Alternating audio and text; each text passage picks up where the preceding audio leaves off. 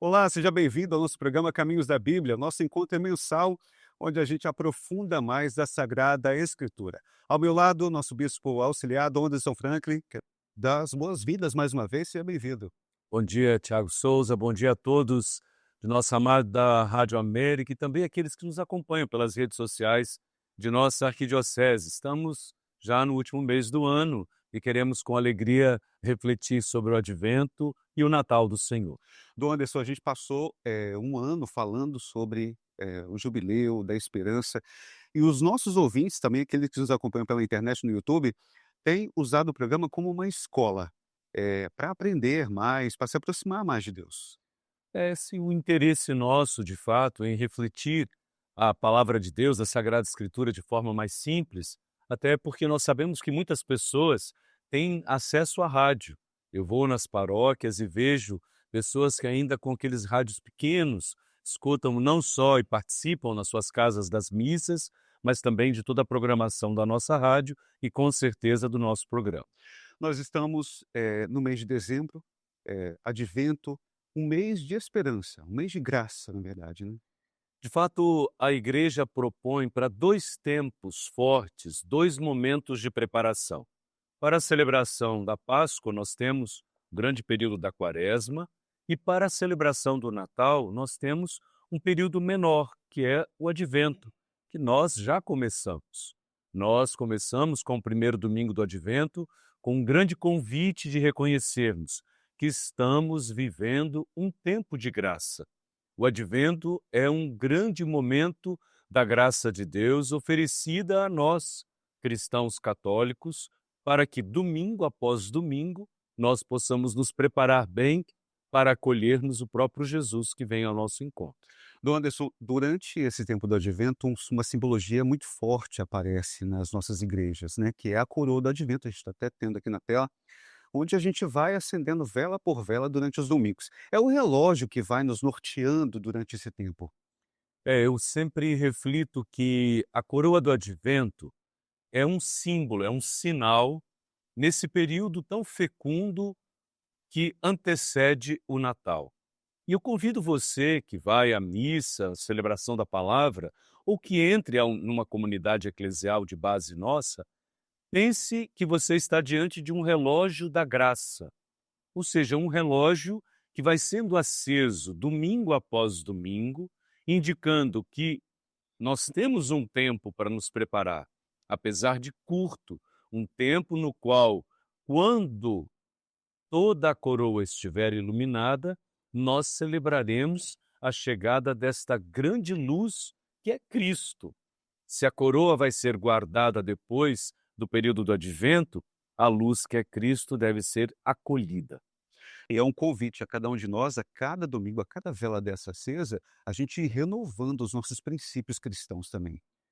Exatamente, renovando o desejo de irmos ao encontro do Senhor. Ou seja, cada uma das velas que será acesa, uma após a outra, as velas vão indicando o caminho que nós percorremos para nos prepararmos bem para celebrarmos o Natal. Ou seja, a liturgia nos oferece um elemento simbólico que estará lá o tempo todo perto do presbitério, no lugar adequado, dizendo: olha, é tempo de nos prepararmos. E a simbologia da vela é bonita.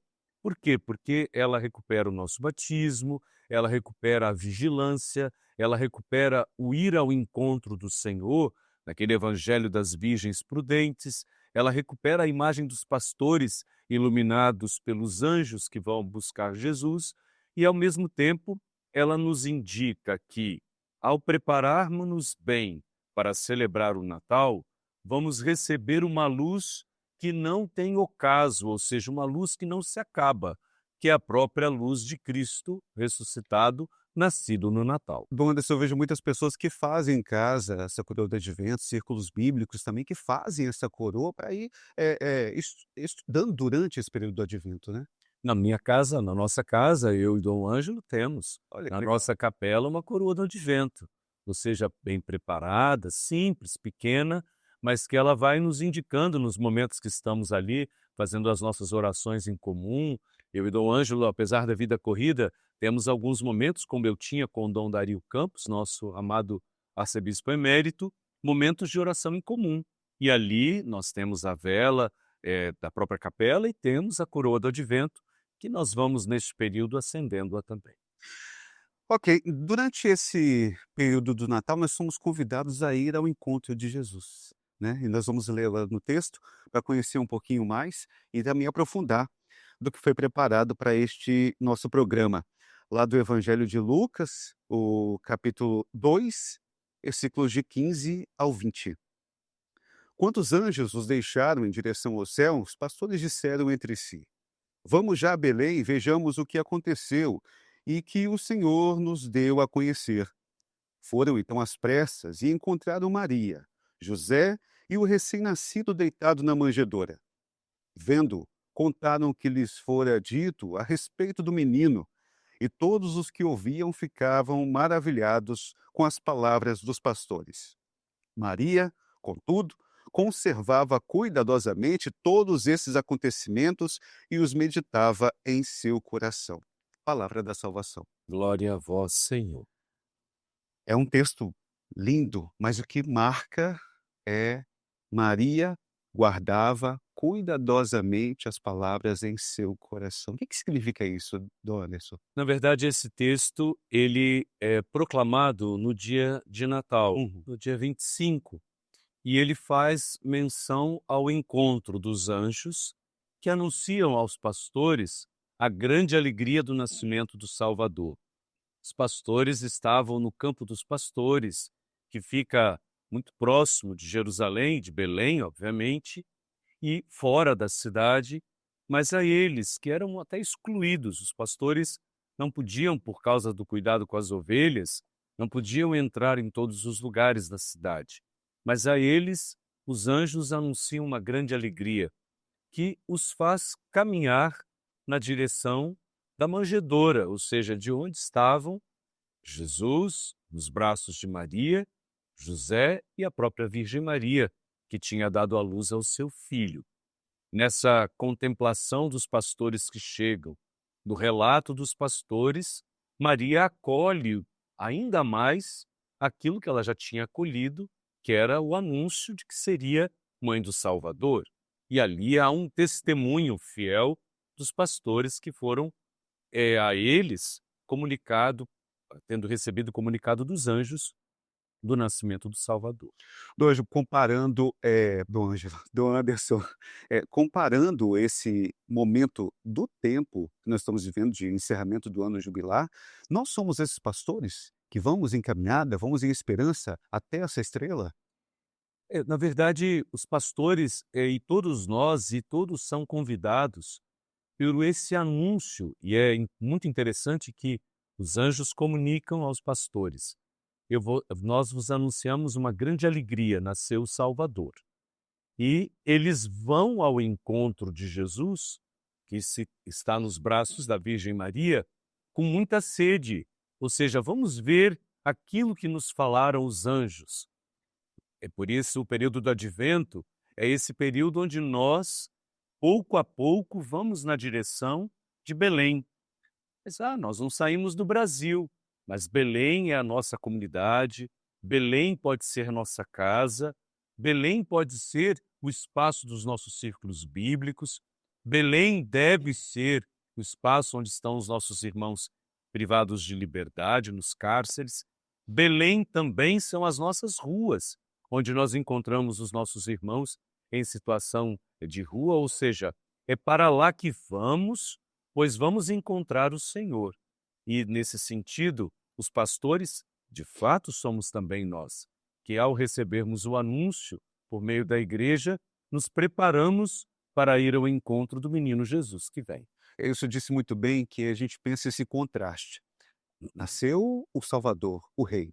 Chegando lá encontram, Maria, José, homem simples, no espaço simples, um silêncio, do convite à oração e um menino deitado numa manjedoura simples.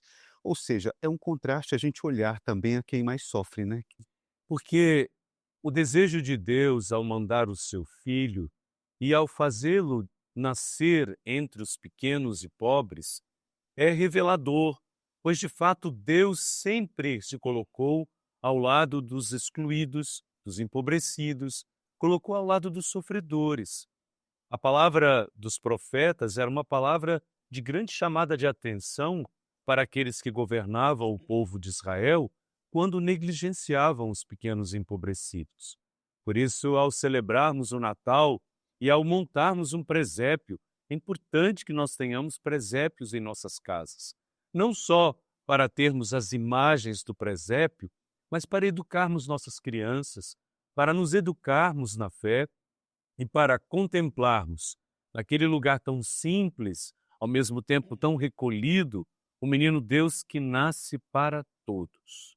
E por isso eu dizia, Belém pode ser e é o espaço onde nós vamos ao encontro dos nossos irmãos e irmãs em situações de grande dificuldade, pois lá também encontramos o Salvador. Vendo e figurando o texto que a gente leu, com certeza esses pastores não chegaram lá de mãos vazias, né. De repente levaram alguma coisa. E é o convite a nós também. Natal sem uma ação solidária não é Natal. Isso é muito importante, porque eu ontem e nesses dias eu tenho presidido missas e ouço os desejos das comunidades, das paróquias, de fazerem o Natal sempre solidário. Sejam com as cestas básicas para aqueles que mais precisam, sejam com a presença junto às pessoas em situação de rua, seja junto aos cárceres. Eu mesmo, Dom Ângelo, nós faremos visitas e celebrações neste período, ou seja, é necessário que ao acolhermos o chamado de Deus e irmos ao encontro do menino Deus, ao sermos iluminados por sua luz que já nos atrai, nós também vivamos momentos de partilha. Nós temos tanto e por isso podemos oferecer um pouco do que temos para aqueles que menos têm. O senhor citou a questão do presépio, né, e é tão interessante porque, eh, as crianças ficam ali muito admiradas com o presépio e tal, e uma escola viva de hoje para ensinar os mais pequenos o caminho do nascimento e também a contemplação da oração. A gente falava isso durante todo o ano, que a oração nos aproxima mais de Deus. O presépio nos leva a isso, Dom Anderson. Exatamente. Durante muitos anos, nós tivemos até presépios em nossas casas. Durante um tempo, eles sumiram, mas retornam. Retornam até pelo convite da própria igreja. São Francisco, quando montou o primeiro presépio, e nós celebramos já 800 anos desse acontecimento, São Francisco, ele desejava comunicar aos pobres que muitas vezes não tinham nem capacidade de ler, não conseguiam ler, eram analfabetos. São Francisco comunicava pelas imagens, ou seja, por aquilo que compôs a maravilha do nascimento do Salvador. Levarmos os presépios para as nossas comunidades eclesiais de base, nossas sedes paroquiais, nossas casas, ou até nos locais de trabalho, quando é possível, é levar estas imagens que representam aquilo que desejamos celebrar, viver e acolher. Há tantas imagens, os lugares estão enfeitados com tantas luzes, que são até bonitas, mas vão ser recolhidas. Os presépios dizem, de fato, quem nasceu, onde nasceu e por que nasceu. Quem nasceu foi o Salvador, nasceu entre os pequenos, a fim de que ele pudesse, de fato, nos levar para a face amorosa de Deus. Eu não sei se eu faço certo, mas eu monto o presépio na minha casa, as imagens, ao final, são recolhidas, mas o menino Jesus permanece o ano todo em um lugar de destaque. Muitas pessoas fazem isso. De fato, no nosso caso, lá em casa, nós temos já um presépio montado. Esse presépio vai ser abençoado por Dom Ângelo oportunamente e depois ele permanece até o dia da Epifania, com todos os enfeites de Natal que nós temos, nos dando a conhecer a manifestação daquele que veio para os seus e desejou manifestar-se ao mundo inteiro. Ou seja, é isso que une o Natal à Epifania. Aquele que nasceu em Belém, dentre os seus, se manifesta a todas as nações, por isso primeiro os pastores, e depois os magos. Dom Anderson, ao final deste mês, encerramento do ano jubilar, né, a igreja se prepara para esse momento que já nos dá um ar de saudade. Foi tão bonito viver esse ano jubilar, né? Exatamente, desde o ano passado nós iniciamos aqui em nossa arquidiocese com Dom Dario Campos, a partir de uma procissão saída da Igreja São Gonçalo, fomos até a nossa catedral e lá Dom Dario presidiu a Eucaristia, dando início à caminhada jubilar. Uma caminhada feita em tantos lugares, de tantos modos. Muitas foram as igrejas jubilares, de maneira especial as sedes paroquiais, que acolheram peregrinos de todos os modos e maneiras, desde as crianças aos idosos. O momento da festa da Penha foi marcado por esta caminhada jubilar e em nossas áreas pastorais nós fizemos diversas peregrinações. O Dom Ângelo, que se somou a nós como nosso arcebispo, peregrinos de esperança, mesmo embaixo de chuva, quantas vezes estava caminhando conosco, nos dando um testemunho bonito de sua fé e do desejo de, como peregrino de esperança, viver o jubileu na diocese a ele confiada.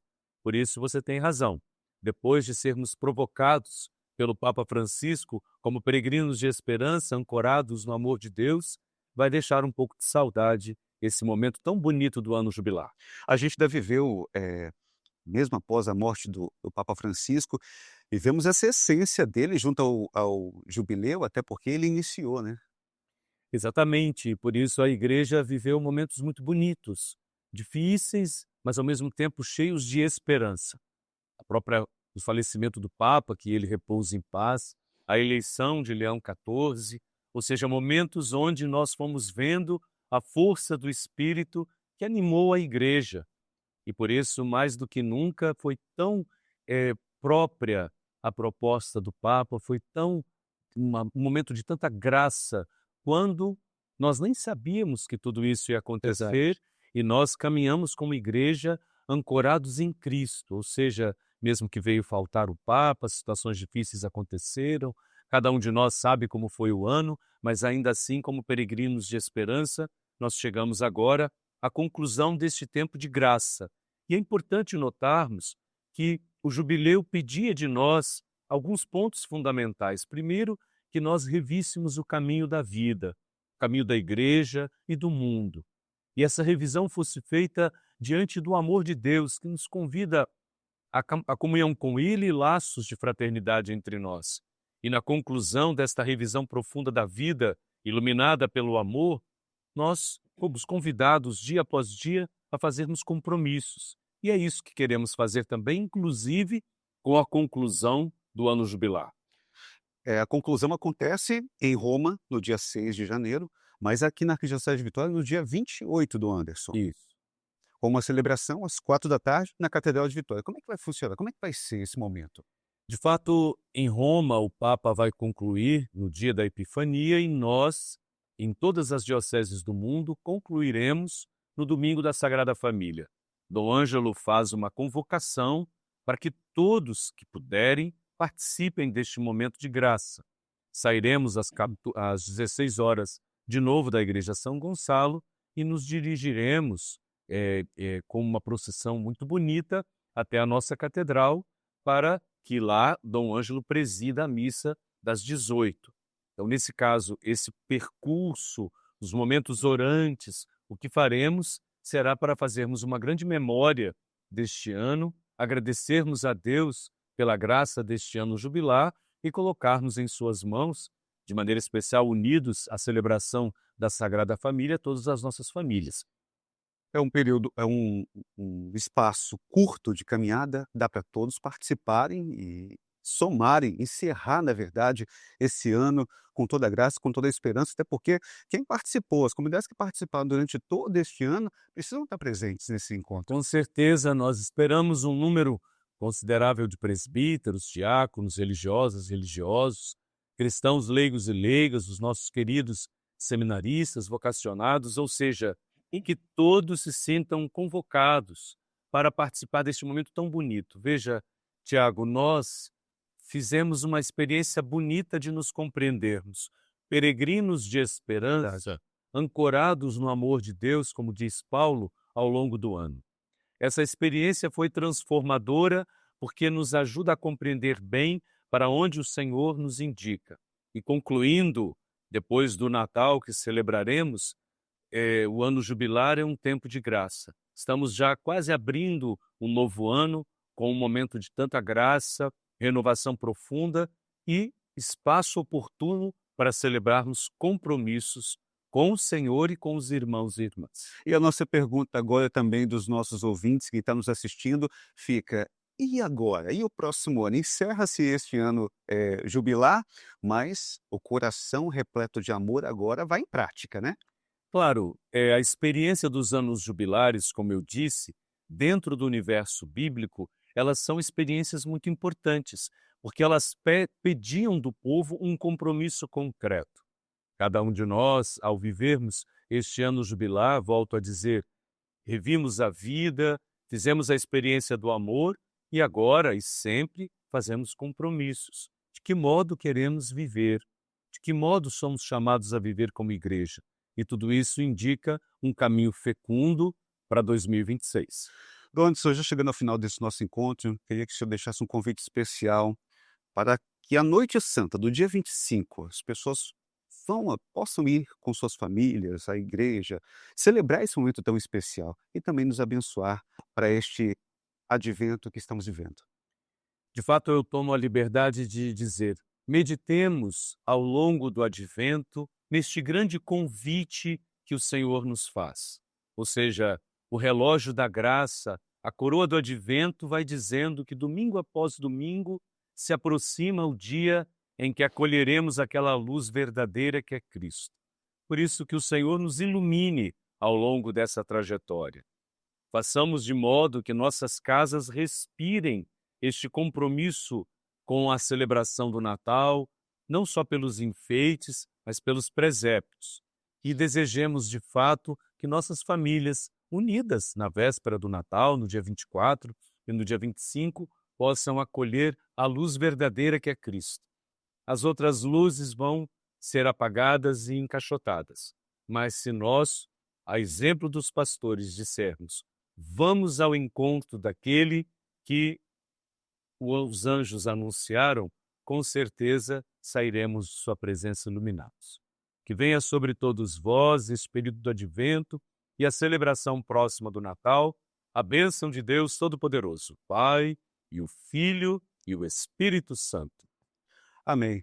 Ao senhor, um Feliz Natal, um Feliz Ano Novo e a você também que nos acompanha. Muito obrigado mesmo para todos. Tchau, pessoal.